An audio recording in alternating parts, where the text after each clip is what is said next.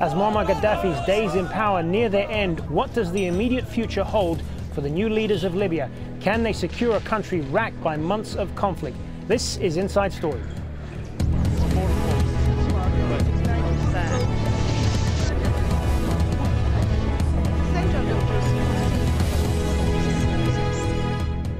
Warm welcome to the program. I'm Hazem Seeker. The end of Gaddafi's regime is already a foregone conclusion, and the focus has now shifted to the future of Libya. The rebel-formed National Transitional Council is set to take the lead in Libya. It has already been recognized as the legitimate government of Libya by a number of countries, including Britain and the United States. But running a country that has effectively been in the hands of one man for the last 42 years will not be an easy task, and the NTC are likely to face many challenges. Let's take a quick look at some of the immediate obstacles. They must prevent revenge attacks against Gaddafi loyalists. Once the common desire to oust Gaddafi has disappeared, the rebels have little in common, so they must reconcile their differences. And the NTC also must establish how it will rebuild an economy in shambles and infrastructure that has been completely destroyed. Well, for more on this, I'm joined by our three guests. From here in Doha, Suleiman Gajam, Libyan political activist and academic. From Beirut, Rami Khouri, director of the Issam Faris Institute at the American University in Beirut. And from Cairo, we have Omar Ashur, writer at the Center for Arab and Islamic Studies at the University of Exeter. Gentlemen, I want to welcome all three of you to the discussion. Omar will be making his journey into Tripoli in a few days, we want to mention. So we want to welcome all three of you to the programme, gentlemen. Suleiman Gajam, if I could start with you. Quite a daunting set of challenges that we mentioned there at the top. Are the rebels, and more specifically the National Transitional Council, up to the job? Well, are you asking about the challenges which the NTC might suffer or might face when they will transfer to Tripoli, or when they will take over the whole country? Well, basically both, but the immediate problems right now are in Tripoli. Well, I think the security issue is the immediate problem, to be frank with you. Unless they clean it or above all the Gaddafi's left from the arena, they will face some problems, definitely. Even though the Libyan people are very much eager and they're like, they're looking for this change, actually, and they are not actually very much fanatics or they have very rooted or deeply involved in too much in politics or in any fanatic groups. But still, the security issue is the first issue. Other issue will come later on, like when they will form or they will complete the whole NTC group, because the members they have now, at least the one that are shown in the picture, those from the eastern side, or just 8 or 10 people. But once they move back to Tripoli, where the heaviest population, or the western side, where the population is going to be has more effect, and we're expecting about 200 members in the NTC, there will be some problems also in the selection, if it's going to be selection, because now it's too early for elections, but it's going to be the selection of those members. Third one is going to be the reforming or forming the new cabinet within the whole country, including all the country, let me put it that way, cities, or all countries. I don't want to say agenda, because their differences are not that much, in my opinion, as a Libyan. But the members, it's going to be another selection of the cabinet members, is going to be another issue. Third issue is going to be establishing a committee for the new constitutions, because Libyan, because we've been out of our previous constitution for the last 42 years now, because Gaddafi cancelled that one. So we're going to have a new constitution, and this is going to be another challenge in our way. Fourth challenge, maybe the economy itself, or how to rebuild the country. But I don't think it's going to be that much during the time of the NTC, but it will be after maybe 20 to 24 months maximum, as I am aware of, at least, once the election is being completed, and the election of the new I don't want to call it a new NTC, but the country council. Omar Ashur, given what we've seen in the capital Tripoli over the last few days and hours, are you confident that Libya can be stabilized, certainly in the near term? I'm confident in the long term. The problem is we have a few issues that may become obstacles to a democratic transition, because the objective in the end, we want a democratic, free Libya. And I think, as our colleague mentioned, the security issue, which is basically the main critical issue, is the decentralization of the armed forces. We have multiple armed groups that operate under the TNC. Many of them declared earlier that they are autonomous and they just coordinate with the TNC. I think the highlight of that was the assassination of the Chief of Staff, the former Chief of Staff, General Yunus. So the control of these multiple armed groups with different ideological backgrounds, different tribal backgrounds, different regional backgrounds, the control of those will become a challenge. And I think we will need a comprehensive demilitarization, disarmament and reintegration process in Libya in the aftermath of this conflict. So this will be one of the challenges. The other challenge, and this is more on the medium term, is building a Libyan civil society. Because of the 42 years dictatorship, Libya has a very limited experience with civil society dynamics, with obviously political parties, free media, judiciary, as well as parliament and constitution. So in that sense, that will be the medium and the long-term challenges for anyone who takes over Libya. On a positive note, I think the economy issue will be favorable because of the oil wealth, because of the defreezing of the assets, and because of the limited population, the relatively small population of Libya. I think this may actually convince the different parties in Libya that they all have a stake in the future of Libya, if it transformed into a free democratic country with transparency, with accountability. Then all of the Libyan people will benefit from it. Rami Khouri, it's a very fluid security situation in Tripoli at the moment, to say the least. We've got Gaddafi loyalists and pockets of resistance still out there. And until they have been roundly defeated, all of the other things that we've just talked about can't really be implemented successfully, can they? Well, that's correct. I think the security situation will probably be cleared up in the coming days, or a week or two at the most. The trend is very clear. And what has to happen very quickly is for the citizens of Libya to understand that the benefits of citizenship in a single country that defines itself in democratic style, those benefits are far greater than any polarizing or centrifugal forces that might split people apart or try to get them to control their own little area or their own assets. So Libya is doing something that has never happened before in the Arab world, which is a citizenry that overthrew a dictatorial regime, whether foreign or domestic. In this case, it was a domestic regime, but a citizenry that overthrew the regime, liberated itself, and has to build the structures of statehood and national identity, service delivery, governance, security, and personal cultural development all at one time. This has never been done, maybe in the history of the whole world, I don't know, but certainly never in modern history. So I think we have to tip our hats to the Libyan people for what they've done so far, but also give them the time to get it done right. And I think the immediate demand is to show that citizens must see that the benefits of citizenship are substantial, and I think this is where the Transitional Council will probably put a lot of emphasis. Omar Ashur, do you agree with that? I mean, the one thing that united so many Libyans up to this point was their desire to rid their country of Gaddafi and his men. Now that that has essentially fallen away, are we likely to see the divisions opening up now? I partly agree. I'm not sure about that. It's the first time in history, because it came to my mind right now. The American Revolution had many parallels. In a sense, multiple armed groups did not have much in common, had some support from the French, and were able to remove a dictatorship or a colonial power. So I can see multiple parallels across the history. But in terms of the polarization, it is serious. And I think it will be one of the main challenges, and it could affect the multiple scenarios that we have.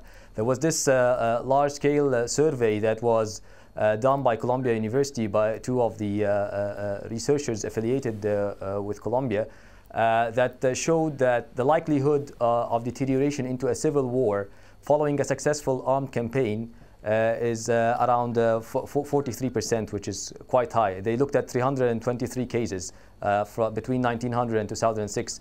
So this is the danger of the situation in Libya, to deteriorate into a tribal or a civil war.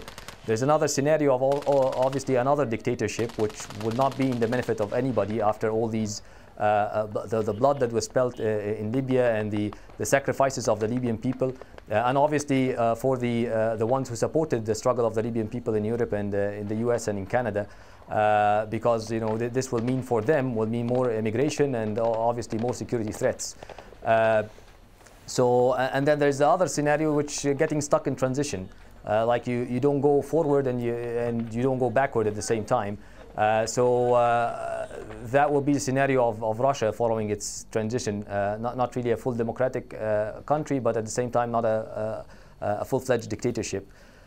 So there are multiple scenarios that can lead us in different direction in Libya, but given all of them, I'm still hopeful, and I still think that despite all these challenges, the will for moving forward, because of there is a common identity in Libya. You will see the flag that was raised, the flag of independence, which tells you that the Libyan people remember the days of the struggle against the Italians. Will remember now for a long time the days of the struggle against Gaddafi's regime, and have this urge to move forward after 42 years of repression, corruption, and underdevelopment. Well, all of this, of course, is going to depend on the kind of leadership that we get in Libya over the coming days, and that's what we're going to talk about in a bit more detail now. Who are the main players likely to head a post-Gaddafi Libya? Well, the front runner is Mustafa Abdul Jalil. Until February, he was Libya's justice minister. He resigned in protest to what he felt was an excessive use of violence against the people. Then there's Mahmoud Jibril, currently the chair of the NTC's executive board. He is known to be a capable technocrat and is said to make many of the day-to-day decisions involved in running the NTC. Another name mentioned is Shokri Ghanem, a former prime minister credited with helping to liberalize the economy. Ghanem, though, is not in Libya now and did not become part of the NTC. So those are the three main players that we've highlighted here. Suleiman Ghajem, if I could turn back to you. Do any of the names that we've mentioned there give you confidence that Libya's future is in the right hands? Well, let me tell you one thing. For example, you have mentioned three names, of course, and they are well known within the Libyan people. But if we start with the last one, Mr. Shukri Ghanem, I don't think Libyan people will be in favor of Shukri Ghanem anymore, because he was the prime minister of Mr. Gaddafi, or during Gaddafi's regime. Because he has too many ties to the old regime, to Gaddafi. Yes, and that's going to be a problem for many people in the leadership that's emerging right now, isn't it? Yes, of course, and I don't think he's very much favorable in the Libyan society. As from the educated level of people, I don't think he has a good publicity all over the Libyan, whether in the level of educated or the lower ground or the lowered or the uneducated people, because we know who's Shukri Ghanem. He hasn't acted well during his prime minister time, or when he was oil minister. However, Mr. Mustafa Abdul Jalil, yes, he has a transparency. People, they like him. He tried to retire twice. He's the one who brought up to the picture the Muslim case to the people, actually. And so that guy, I don't think. I think he's just for the NTC period. I don't think he's going to be for the future. But what's going to control, first of all, the western side now is not in the picture. Most of the two names you mentioned, they are mainly from the east. We are not against now, as per the expected democracy, or the democracy we're expecting. We are not against Eastern or Western. But what I was going to say that the Western will show also other leaderships which may not be shown now to the people. Mr. Mahmoud Jibril, as another example, he acted very well during this transition period, and he has built a good name as well. But still, it's too early to decide for the future of Libya who's going to rule it yet. Rami Khouri, there is surely experience, there is surely value in experience. I mean, we can talk about some of these men having too many ties to the old regime, but nevertheless, they do have experience in governing the country, so that has to count for something in their favor. Well, it does, and we have the experience from Tunisia and Egypt so far, the two Arab countries that started to make a transition, and we learned really important lessons there, that you need a balance between efficacy in delivering services and running ministries and government agencies, to balance that with credibility and, most importantly, legitimacy in the eyes of your own people. And the Libyan people will define that balance. So there will be some people from the old regime, like Abdel Jalil, who will be accepted possibly because they're seen to be legitimate and credible people, even though they served under the Gaddafi regime. So striking that balance is important. And we saw in Tunis, in Tunisia and Egypt that for weeks and months after the overthrow of the old regimes, people, popular support came out into the street demanding that the really worst symbols of the old regimes actually be set aside or put on trial even in some cases. So legitimacy is absolutely, to me, the #1 benchmark of these transitions, the structures of governance and the personalities who are involved in that process. And legitimacy also applies to international participation, regional participation. You can have all kinds of people helping Libya if the Libyans want their help, but it has to be done in a legitimate way. And legitimacy now is, for the first time, in the eyes of the citizens of Libya, and we should all rejoice for that. Omar Ashur, does the legitimacy of government in Libya that Rami talks about there that also has to involve inclusiveness? I mean, otherwise, surely the tribal divisions and the ethnic divisions will come to the surface more if certain people from those divisions don't feel that there is enough representation from one of their own at the highest levels. Yes, that's correct. I think in rhetoric, the TNC leaders and other leaders on the ground have been quite responsible. The rhetoric was quite inclusiveness. You just have to hear yesterday the head of the military council in Tripoli, Abdel Hakim Belhaj, who was speaking, after entering Tripoli, calling for calm, calling for limiting the polarization in the society, saying that security of he guarantees the security of everybody in Tripoli that he can, and saying that the fight is not over. We should continue to fight against the regime because it did not completely collapse yet. So saying all the right words, and this is coming from a guy whose background is pretty much a jihadist background. He was the head of the ally of the Libyan Islamic Fighting Group, arrested by the United States in 2004, I think, in Asia, handed over to the Libyans. So the very right words coming from somebody that you did not expect him to be in such a situation, especially it's in a combat situation. And I think overall the right words are being there. It's just a matter of having the capacity to enforce this rhetoric on the ground. And I think because of the decentralization that is going on, I think this is that will be the main challenge to enforce this on the ground. Another thing about the future, I think the future politicians and the future rulers of Libya, it is very early to determine them. Mustafa Abdel Jalil, for example, said that after disbanding the TNC, he will not be the leader of it anymore after the ending of this conflict. I think the map on the ground is pretty much you have multiple ideological groups coming from a different background. Many of the guys who took up arms come from an Islamist background, so they may have a role at a later stage, and I'm not trying to scare anybody by this because, as I mentioned, many of them transform, update their beliefs, have a very different behavior, and also change their ideology on one side. But also you have the expats. Many of them are highly professional with PhD degrees from Harvard and other universities, well-qualified universities, and many of them are coming back to and very eager to support the transition and the development of Libya. So I think they will also have a role, but this will bring them to the question of legitimacy, whether they will be seen as legitimate politicians in the Libyan society or not because of spending many years in the abroad. Also, you have the figures from the regime, and many of them have the know-how of how to run the country.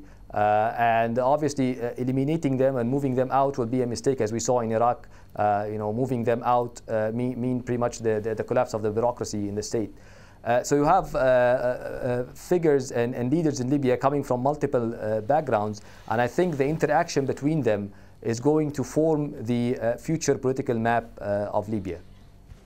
Suleiman Gajim, if I could turn back to you on this. Libya, one of the problems with Libya is, of course, that it has no real modern history of democratic rule, no strong institutions to draw from. How much of a major challenge is this going to be going forward? Well, as you said, I mean, democracy is going to be, frankly speaking, is going to be new for the Libyan population or new future of Libya. But Libya, maybe we are lucky that we have, as my friend mentioned in the beginning, we have many very well-educated people whom they have traveled, they have seen democracy all over the world, they have lived in the States or in Europe and Western countries, and they are keen to establish a new democracy in their country. Differences, I can't see them that much, even if you talk about religious groups, the jihadis very little. Maybe I am more aware of your other of our colleagues in this conference, that religion or religious groups are not very deeply rooted or involved in Libya. Of course, Libyans are all Muslim. They can be affected by any speech given in the mosque during the Friday prayer. That's true. But also the Libyans will follow their, I don't want to say their leaders or their own peoples living with them in the same street or village or town.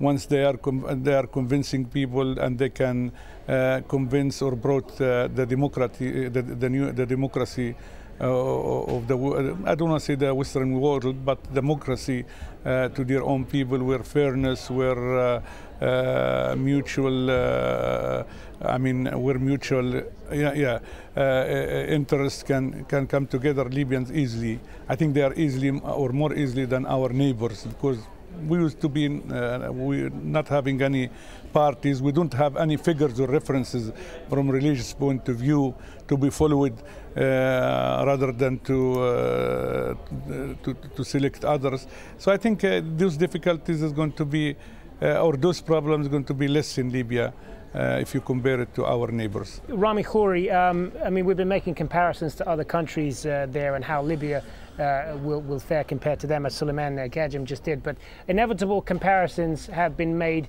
with the situation in Iraq immediately after the fall of Saddam. We saw a breakdown in security there, a breakdown in law and order, basic economic challenges as well in Baghdad. Is there a fear, though, that the same could happen to Tripoli?